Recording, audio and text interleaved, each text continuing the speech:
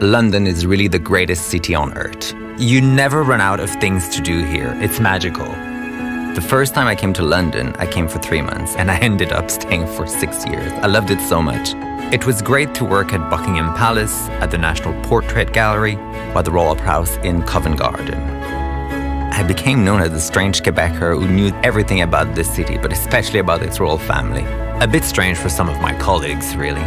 I'm really passionate about this city. I love everything British. I love its history, its culture, its social trends. I follow the news. And I think for that reason, I'm the best person to show you around this city. So here are my top 5 things to do in London. A great way to kick off your trip to London is with an historic walking tour of the area around Buckingham Palace. To find out a little more about the area, you could hire a blue badge guide like my friend Paul. They'll give you some tips and quirky information about the area to make your visit around here a bit more interesting. For example, did you know that the Queen does not need a passport to travel?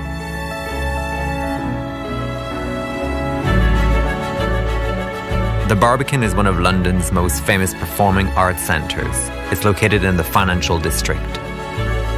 It was built in the 80s and it's known for its brutalist architecture.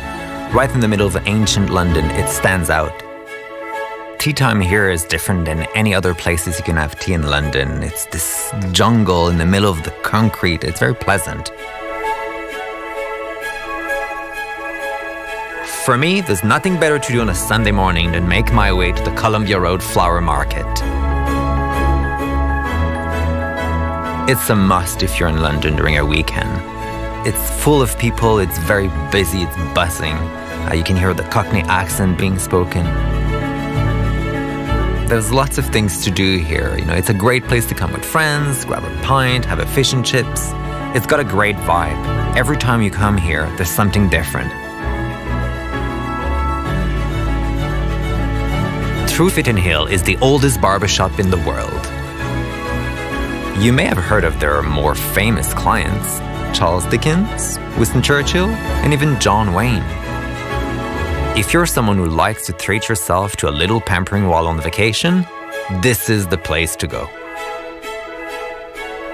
The staff wear traditional uniforms, they use the finest products. Getting a shave here is an experience you'll never forget. And just down the street from the oldest barbershop in the world is Gordon's, the oldest wine bar in London. The place is family run and has barely changed since it was established in 1890. It's in an old wine cellar and you can really feel the history. It's really a perfect way to end the day or to start it if you'd like. London is incredible. You can discover the world here. You don't need to go anywhere else.